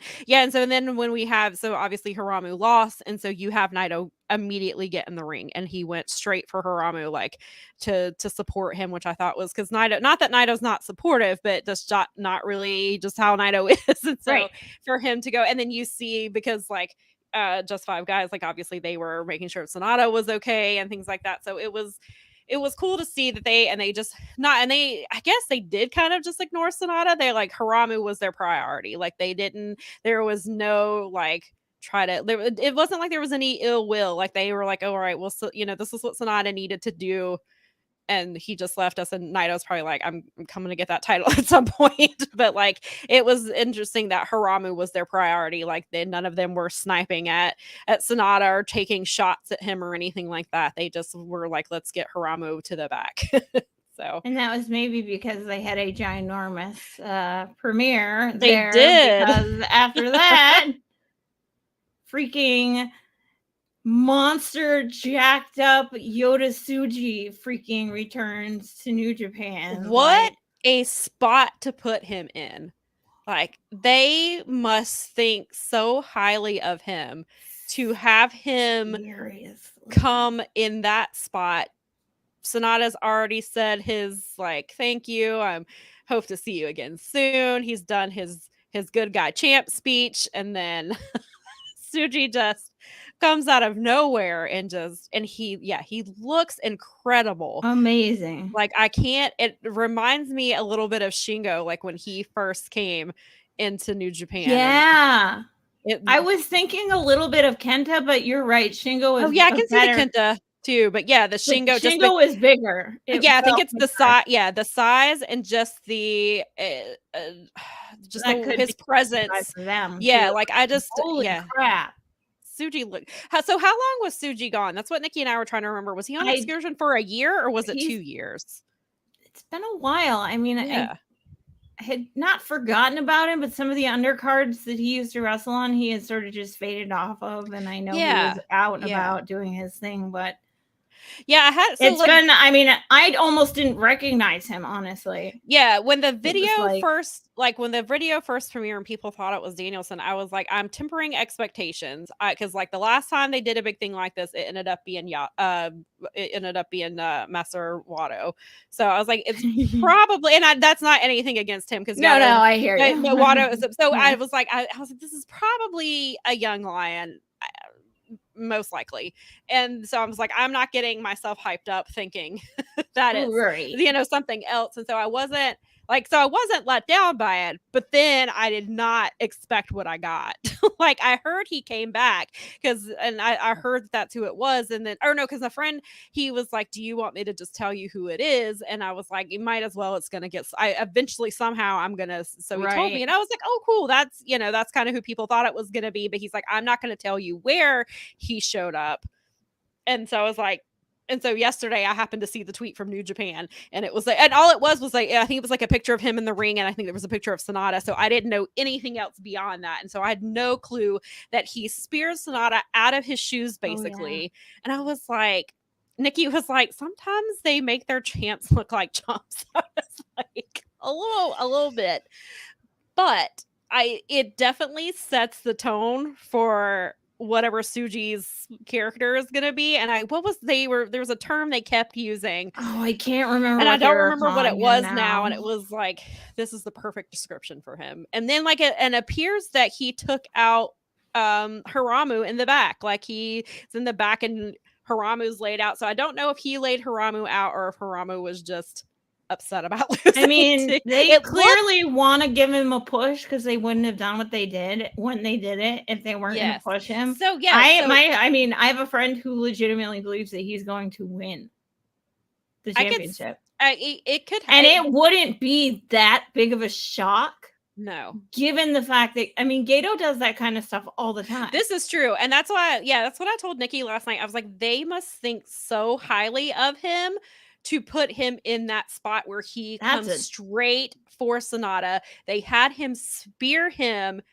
really hard, like literally almost hard. Out of his after his first title defense. After he struggled to get to the title, like the whole story. And they kept talking about how it took him 18 years and how New Japan turned him away in the beginning, and now he's here. And then you have it was a pretty good triumph. Like he definitely he won the match he was supposed to win. He got through that first defense bug that you got to get through, like all of those things. Right. And he beat his friend to do it. Yeah. And then so like I said, they show in the back. So it appears that he took out Hiramu. I mean, he did end up picking him up and carrying him away. So then we were like, what is he like? Why did he pick up Hiramu? Like, did he actually take him out, or is Hiramu just being Hiramu, who is very dramatic sometimes? So, but I was like, if he did take out Hiramu, like you take out two of their biggest stars, like Sonata's their champion and Hiramu is, he's a champion. Hiramu's, he's one of the top baby faces and has been. So I was like, they've got to think very highly of Tsuji. It makes you wonder what they're going to do here. Yeah. So Nikki said that also that was not a dragon in that video, in that hype video, like people kept saying. But it turns out it was a dinosaur. It was a dinosaur. That's why I had a Luchasaurus. Like, what is it, Luchasaurus or something? Well, because he was giant too. I mean, yeah, he's huge, and his hair's gotten so long. Is in New Japan now, and then it was like, oh, sheesh. Okay, no. That was just. I'm interested because that's the Dominion. They've got to. That'll be at. Well, wait, I don't know. Have they made that official? They did. I don't believe that they have. They kind of. So I don't, because the Dominion card I don't think is set up at all. That, and then there's just who's on it. Some people, and if he doesn't win that title, you would have to put him in the G1. I think he definitely should be in the G1. Yeah, I think you have. Yeah, if he doesn't, he should basically be running. If you're going to push him, he should be running through the G1. Mm-hmm. Yeah, like, and he's got to go run through all the talent. And I would probably just have him win the G1. But if you don't, he has to you have to beat Tsuji to win the G1. Yeah. Like I think they're gonna have to give him like a Shingo type run. Yep. Like they're just gonna have to let him. If they're gonna book him in that position where he takes out Sonata like that, like then I think that's what you have to do to make people believe whatever Gato's vision appears to be with him. Like you have to book him where, like you said, even if he doesn't win the title, which he could win the title off Sonata, but I don't know if they want to do that to Sonata yet. But then again, part of me hopes not, because I'm enjoying trying to see Sonata make a champion of himself. Me too. But I trust the promotion, so I will go with it. Yota Tsuji was great. He's great to watch I mean, so I can't Maybe- wait to. I'm interested maybe to see him Gato wants to wrestle make up- now. Maybe Gato wants to make up for evil. So Maybe. so he's gonna do something crazy with Tsuji. But yeah, what a position to put him in, man. Yeah, right. And like you said, he closed the show. We're getting it ready for Dominion, which is a big deal. G1 is after. I mean, obviously BSJ, but Tsuji's not gonna that's not gonna affect him at all. So then you've got to get him ready for G1, which you've got to put him in the G1, and I think you have to have him win it. I mean, for whatever Gato's vision is for him, I think he's got to win the G1. So very hot take. Super hot. Super that's hot way take. early, but that's okay. That's way early. We don't even know if he's in it. I like it. I'm gonna go with that. I like the best predictions are the boldest predictions. That is my super hot bold prediction, is that Tsuji is gonna be in the G1 and he's gonna win the whole damn thing, even if Bryan Danielson is in it. But I don't know that Danielson is gonna, I don't think he will, because they've got not this year. There's just so much going on. I think they're gonna, and you don't want to risk injury to him when you've got all this. Well, the Wembley. I honestly, if I'm Tony Khan, because of Wembley now, like I don't send anybody anywhere they don't have to go. Yeah, I mean, I do see Adam Cole go into Progress, because I think they're gonna. I think that's sure, happening, something like that. But I mean, that's but nothing like. I think G1 that weekend. Wait. Yeah, right, I mean? Exactly. So that same weekend. So yeah, I think G1. I think Danielson will have to wait till next year. I think he'll get to do G1. You've got 60,000 people coming to see a show for the first time, like the first time. You don't make sure no one gets hurt. Kenny is not going to be in the G1, you guys. No, he is not this year. But we might get Kenny and Will 2, or Kenny and Will 2 at Forbidden Door. Forbidden Door. Yeah, I still think they should do the 3-match thing, where they do the thing where so Kenny's won it, right? So then Kenny wins again at Forbidden Door, but then Will wins it at Wembley, and it's the biggest thing in the entire world because it's at home, and he has been adopted by like much of the Euro. Right, he's like an honorary Irish wrestler. Said put all the stars in a bubble wrap with a week leading up to it. Yes, that is an excellent idea. Just yes, please do. Tony, you have all this money. Please bubble wrap. Yes, no chances. Yeah. None whatsoever. And G1's too much. It's 8 weeks. It's a grueling tour. They're going to be on the real tour this time with the real thing. This is not going to be a truncated version of it with this is going to be the real thing G1 this year, and that's tiring. It is. It's a lot. It's a lot. That's why it's such a big thing to overcome, and to be it's why it's such a badge of honor when you have gotten through one. Sure. Well, and then you look at and that's still, it blows my mind. Like, I know we just talked about when they put why did I just forget his name? I was just talking about him 3 seconds ago, and I can see his face. But when they put Shingo in it, like Shingo did BOSJ and then turn around and did G1. Like, those are two insanely grueling things in two completely different ways. And so, yeah, anybody who's in it's so I think Danielson, I think he'll eventually do G1 again, maybe next year. But or a big show like Dominion. Yeah, that would be cool. That would be cool. And so, that's interesting that they're sending Jon Moxley to Dominion and Resurgence. Not that I think, that's kind of interesting now. Well, maybe that's because he's not going to other stuff. Could be. I mean, it could be that. So have they said any, like the last I heard Ospreay say like 2 or 3 weeks ago, like that he had been cleared, but that his strength wasn't there, which was, we talked about was like the Ibushi problem, where he was cleared for things, but he was having problems regaining his strength. And so is he going to be ready for Resurgence? Because as far as I know, he's expected to, because Resurgence is what, June 21st? I mean, I guess so. That's what, six weeks away. So maybe. Is that right? Is it June 21st? Because I believe I want to say that. Maybe that's true. Then he won't be on Forbidden Door because that's on June 25th. Resurgence 2023. Because Forbidden Door is June 25th. So. Oh no, nope. It's May 21st. So is he going to be cleared in May 2 weeks? I mean, as far as I know, because there's a whole right now. There's a tournament to face Kenny, right? Basically, and and there's still. I know they're still promoting him. He seemed to indicate that he was going to be ready for that. Well, hopefully he will, because I guess we'll see. Yeah, I'm looking at so May 21st, not June 21st. My bad. Yes, and so we know, right? So we know some of the matches, which is obviously so.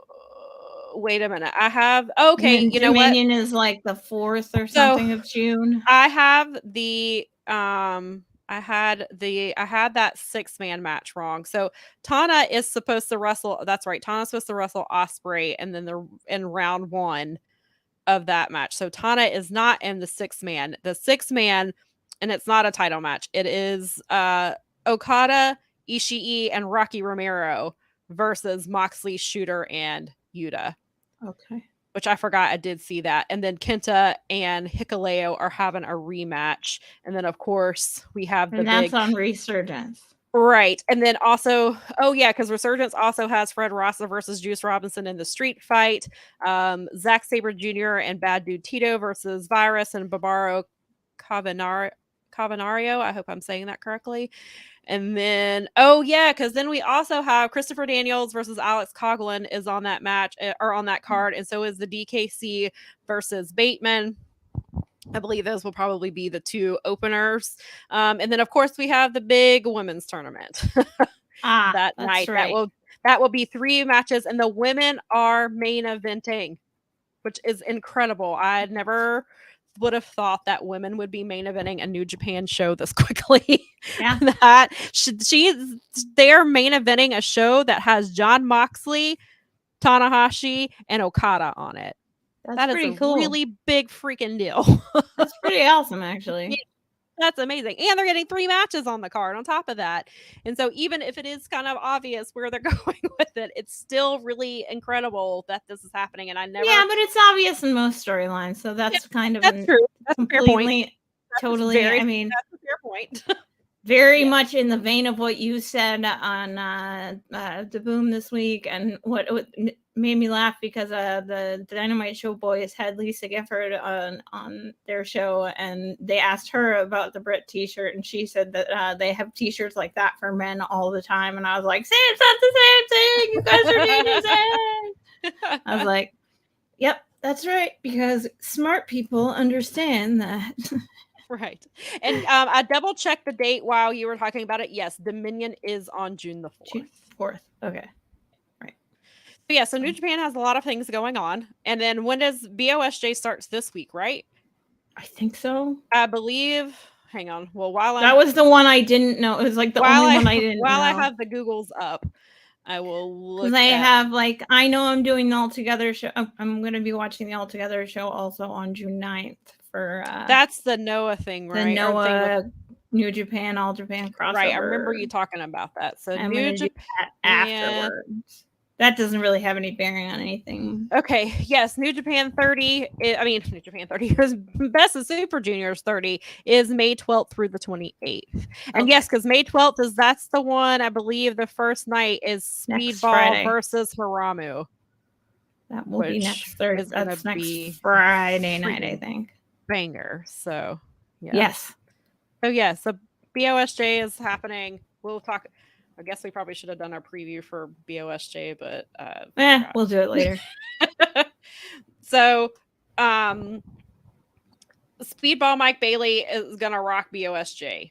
Yes. True. I cannot wait to see how he does, because he's just gonna, I think he's just gonna like so that's gonna be nuts. I think Speedball is just he's just gonna go to town. He may as well. They're having fortunately all of the matches are having English commentary this time, so that's nice. So and then Gino will be back on Dominion, which I think is freaking awesome.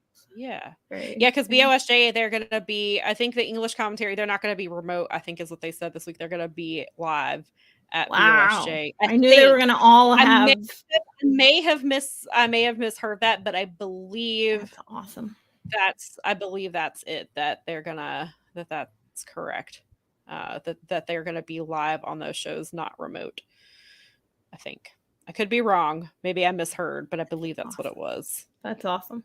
I hope so. Yes. But I'm happy just to have the English commentary on all the shows. Me too. Cool. I enjoy that. I'm excited for that. And then, so we're going to go. So I think we're done with New Japan things for now. Yep, we're gonna swing back around to AEW, because Friday we finally got the Hardy Compound match. I'm very mad they did not get this. Is if we had a heat index on this show, my heat index would be that this match did not get the entire hour. When all the matches that led up to it could have waited a week. None of them needed to be right then and there. They all could have waited, especially when you have Jade have a 46-minute or 46-second match. That that was because they had to do a Rampage show for the people that were in the building that night, because they're not filming Dark anymore. Well, and they but it's advertised as Dynamite and Rampage, which means they had to do something for the live crowd. And they did not show, according to Dave Meltzer, they did not show the live crowd for fear of spoilers, I would imagine, but they didn't show the live crowd the Hardy Compound match. So they had their few matches, and in a way it was they were kind of the crowd wasn't that hot anyway, but they kind of got stiffed at the end there too they didn't get a real Rampage because of the fact that's true. They should have picked. Maybe they weren't sure. Maybe at the time they were promoting the show, they weren't sure when the Hardy Compound match was going to air. Well, it's hard because things are always changing. How would you ever know you were going to do this so maybe that's why. We should have gotten a full hour. However, after pretty much after the show ended, they put up the extended cut on Bleacher Report. Nice. Because I was hoping it was going to be on Matt's. I was hoping it was going to be on Matt's YouTube page, but then somebody pointed out it's because of the Warner Brothers thing they want. So it went to Bleacher Report. They got the full extended cut is 21. It's 21 minutes long. More of the stuff of what they cut. They cut out some of the fight things, but it was more of the they cut out some of the Stokely stuff, which sucked. So if you have not seen the full extended version, go out of your way and watch it. It's well worth your 21 minutes. At least for me, I really enjoyed it. I enjoyed what it was and just in general, but I really getting to see the full scope of it. I just really enjoyed, and I missed prior to the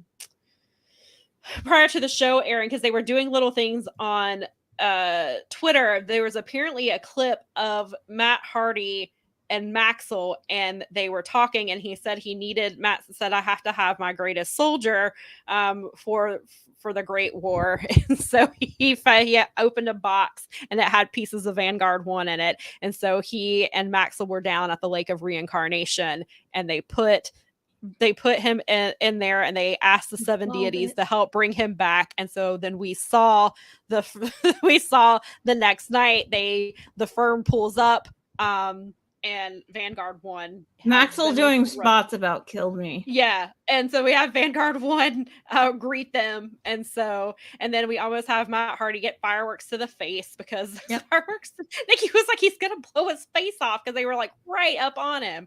It was great because it was daytime, and then Vanguard 1 came, and it was all of a sudden dark, and as Stoke was man, he wasn't continuing or kidding about that space-time continuum. But I really enjoyed it. I thought it was fun for considering the time construct that they had to work in. I enjoyed it. I really enjoyed the stuff with Stokely was really great. Maxwell and Wolfie running him down. I thought it was good. I really enjoyed it. It's up there with the rest of them. And then the having Gothic baby. Happy. Yes. I mean, again, now like Maxwell's all. I'm like, God, this is so crazy. He was a little baby when these started, and now he's doing spots on the guys in the matches. Right. Like, and then I joked after it ended, I was like, there was no pregnancy reveal this time because two of them have had pregnancy reveals with Barty and with Gothic Baby. Yeah, right. So there was not one this time. But yeah, I thought it was funny, and I didn't realize until I saw. So one of the tweets that Matt Hardy said was he made the reference. He said, "We're gonna finish the story." Oh my God. With the Firm, which they did, because I knew the story, because obviously I've been talking about it for a while and had been following it on Dark. I didn't realize, I saw Ethan Page tweet about it. That match was 7+ months in the making. Wow. Yeah, so that had a really long story with that, and the stuff with Isaiah was great too. The brother Zay stuff. Nikki and I had wondered maybe if Mark would come back, Mark Quinn, because he's been injured, and he was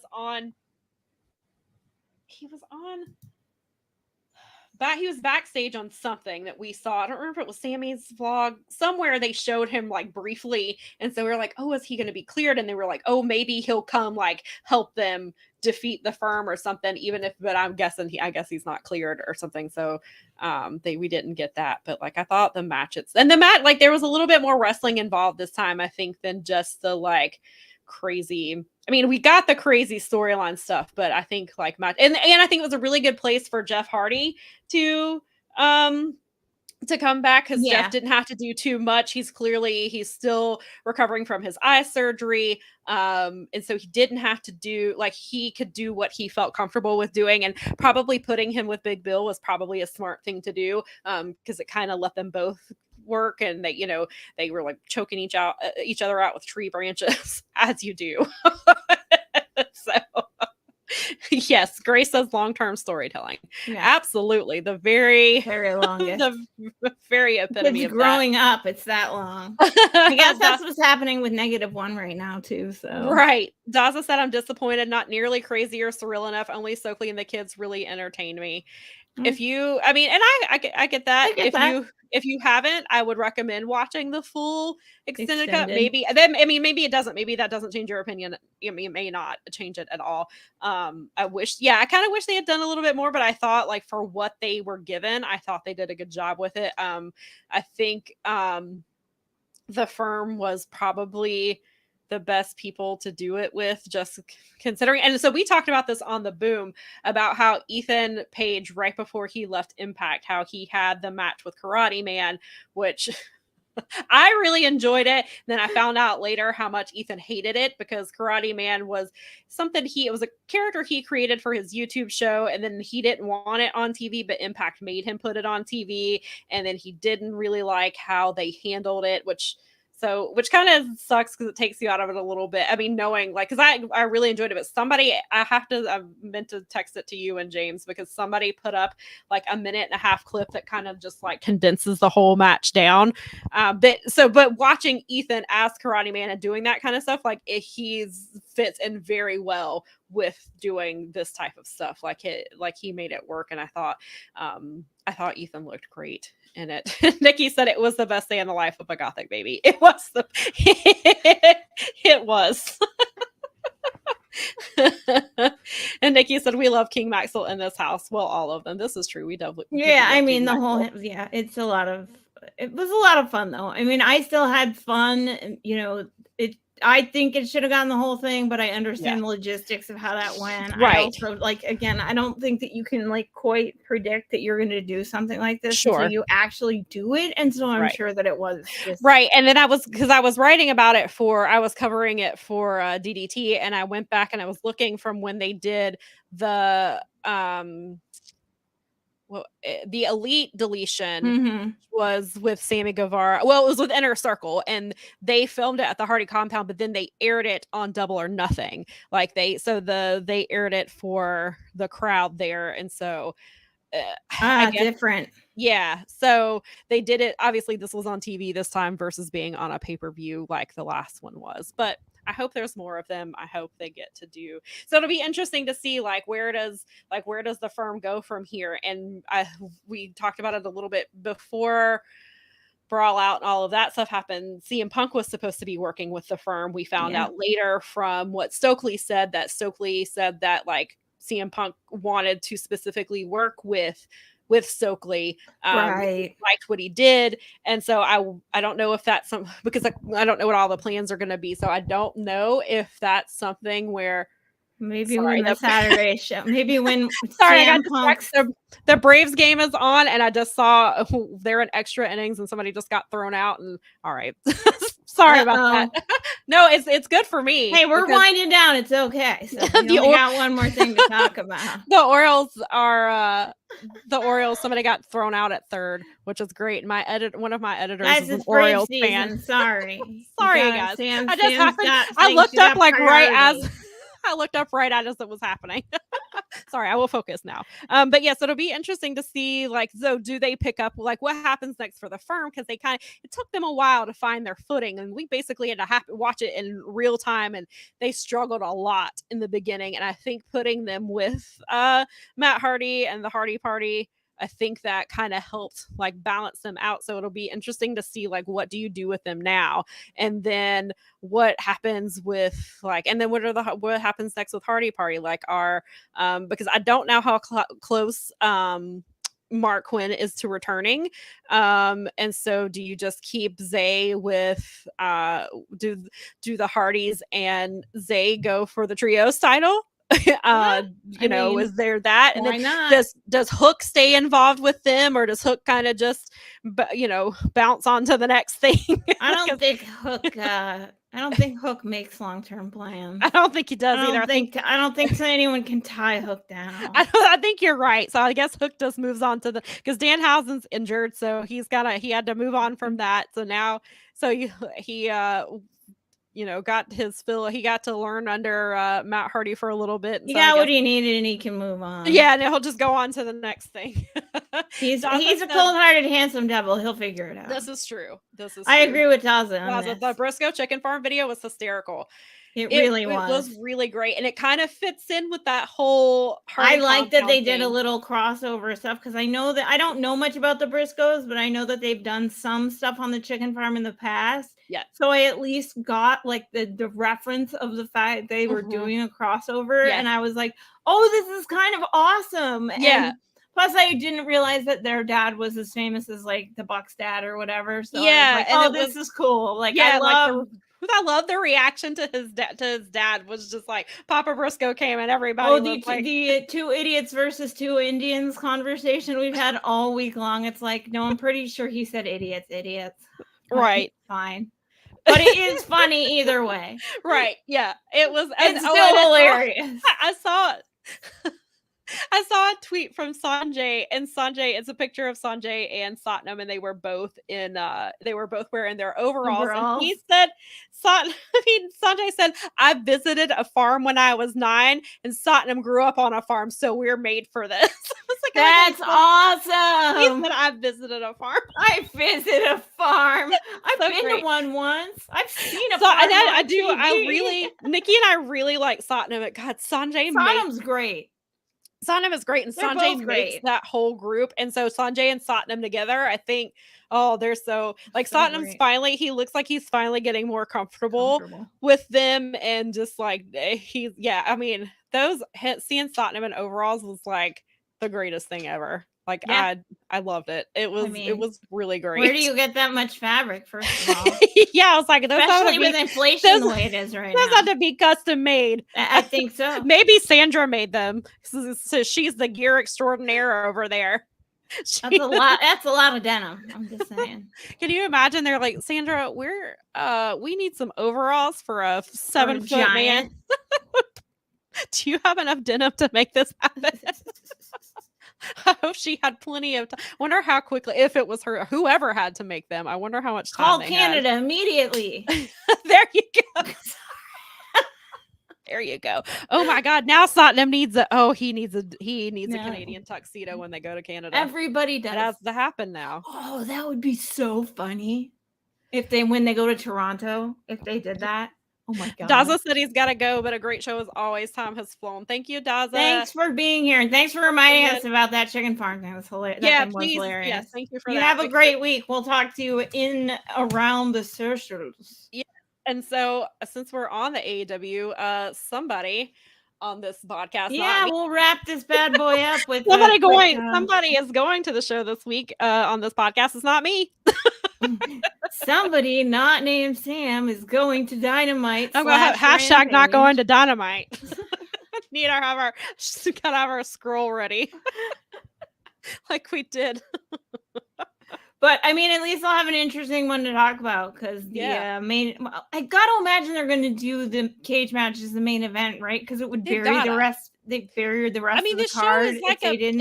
This show is already like a mini pay-per-view. So I've got the 4 things. This is what I was gonna say. I was like, we are actually. I mean, they did Blood and Guts here last year, and they weren't moving tickets at the same rate they were last year. But that's not just because of AEW. That's because of Detroit too. Right. But regardless, as soon as they threw that cage match on there, they moved like 400 tickets and opened up a section. So it did what it was supposed to do. Yeah. So what I would assume was going to be the main event is Kenny Omega, Moxley, and a steel cage, and they're both threatening blood, and everyone thinks blood is going to happen. And John Moxley's licking blood off in his unhinged promos. He's doing licking blood and telling you who it belongs to. Taste to. He knows the AEW roster by the taste of their blood, apparently. Yeah, which is on brand for John Moxley. Why not?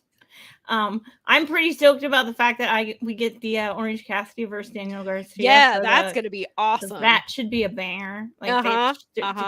Orange Cassidy has been killing it, and apparently Orange Cassidy is friends of luchadors now because he was with Bandito. Then he came out the other night and he saved who was it? It was you're right. Wasn't Vikingo? No, was it? It wasn't Vikingo. I don't know who it was, but I know that why did I just blank? Save. I blanked on it right when I was going to say it, but yeah, apparently he's Orange Cassidy, friend of luchadors. That's fantastic. Protector of luchadors. I don't know. I love it. But yeah, him versus Daniel Garcia is going to be excellent. So that's coming. They've got Rey Fenix versus Claudio Castagnoli on here. That'll be. Is that a title match? Is that for Claudio's title? It doesn't. Oh, it looks like it is. Yeah, I mean they've got the title in the background there. So that's interesting because he has not. No, I was gonna say he hasn't defended the title since he won it. I mean, since he did it the most recent pay-per-view. Yeah, he did there, but I was saying he hadn't. But no, he defended it one time since then. Oh, okay. Yeah. Okay. So it's interesting that he's defending it on AEW television and not on ROH. It's very interesting. Unless they're filming ROH on our. They filmed ROH. They filmed ROH this weekend. They did it last night and today. Oh, okay. Which I forgot. I was gonna bring up. I don't want to spoil too much from ROH, but I did see Zach was there last night. Zach did defend his title. I saw who he defended it against. And then I also saw who challenged for whomever won that title. Like whoever won that match, somebody came and challenged. That's how I found out Zach was there, because I saw a tweet saying this person came out and challenged for the TV title, or for the New Japan TV title. And I was like, wait a minute, New Japan. I was like, is Zach there? So I scrolled through and then I saw who he wrestled. I don't know if it'll be on this coming Thursday's episode or if it's going to be like one of the follow-up episodes. But so Zach is here, and Zach got it. So that'll be interesting. I don't know that they'll yeah, because I guess if Resurgence is because it's like 2 weeks away, so then I guess that would make sense that some of them are already over here. Run-ins.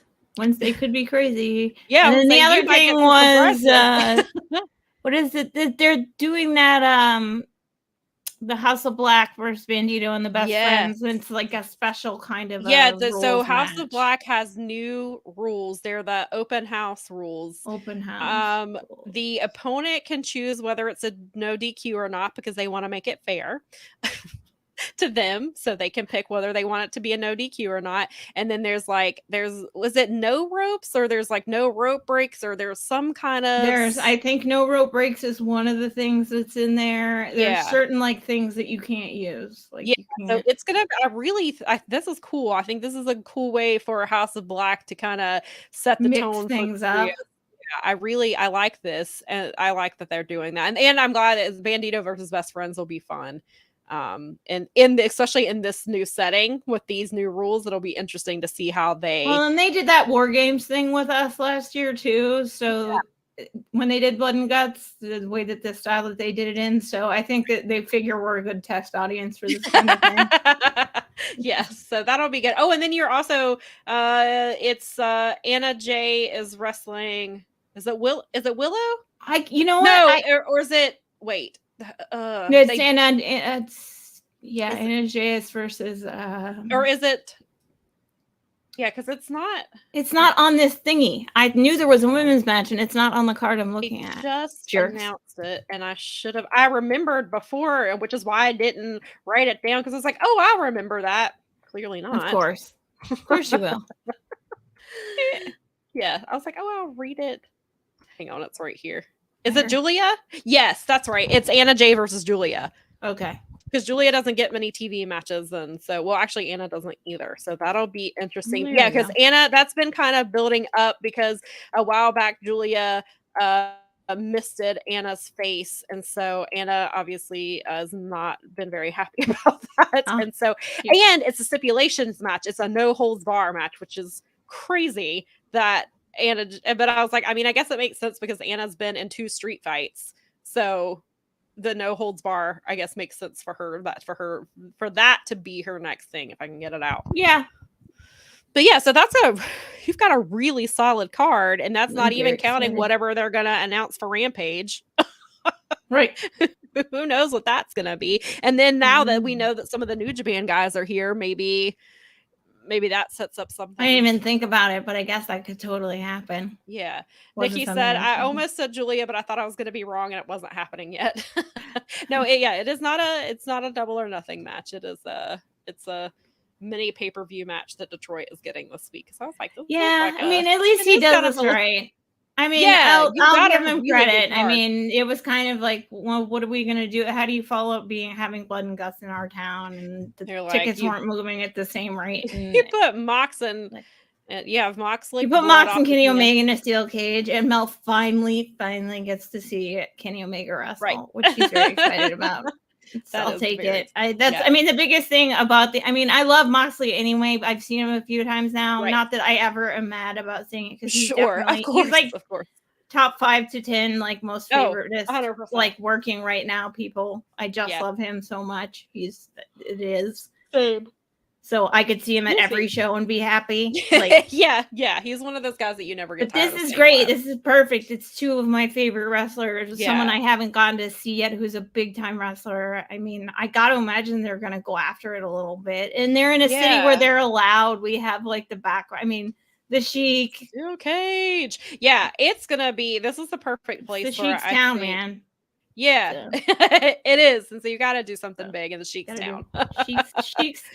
You had Boba Brazil in here, and then Abdullah. They've got they have. I'm so excited that they're doing Abdullah the Butcher as one of the freaking Vice documentaries this year. I'm so excited to They've got him on video a little bit, and that's like fascinating to me. I'm big over for that one. I can't wait to see that one. Yeah, I'm looking forward to that. Yeah, I was telling my dad they're going to do an episode on Magnum TA, and he was like, let me know. My dad was like, let me know when it airs, because my dad actually got to meet Magnum TA, and he's got his autograph somewhere, or he has it. And so, he was like, let me know when that one comes on. I was like, well, we got you. Hell yeah. Yeah, because he'll watch some of the replays that still air, and he'll catch things, and he'll be like, did you see this one? And we're like, we've seen all of them. I think we're missing like maybe 1 or 2 from season 3, but then Nikki, you and I were the other day we were like, did we actually see them all and just forgot that we finally got caught up?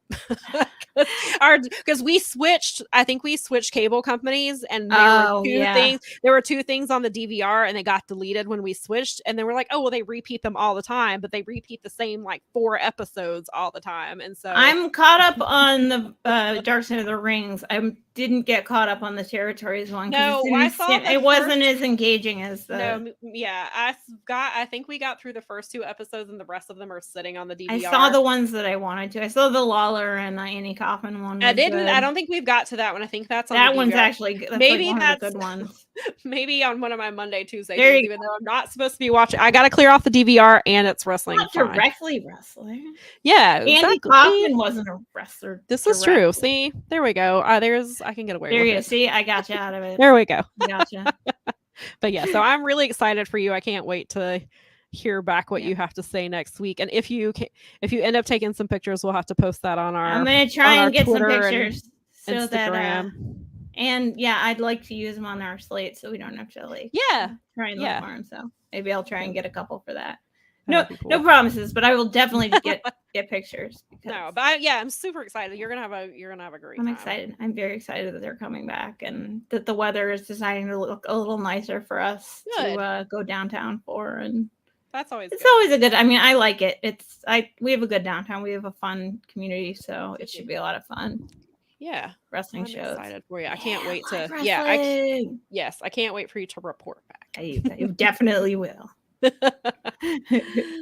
So I think that about wraps it up for us. I think we covered everything. We fell behind and did not do a BOSJ preview, but we will definitely be talking about for BOSJ. And we've got, we've talked about a guest that we're trying to get scheduled. We'll get that squared away. Yeah, and we'll tell you more about that. I think you guys will really like this guest that we've been talking to and trying to get this worked out with them. So yeah, and then we'll see what other kind of craziness happens this week. Hopefully it'll be quiet, but we'll see because it's the wrestling. Well, now you just jinxed it. I'm just kidding.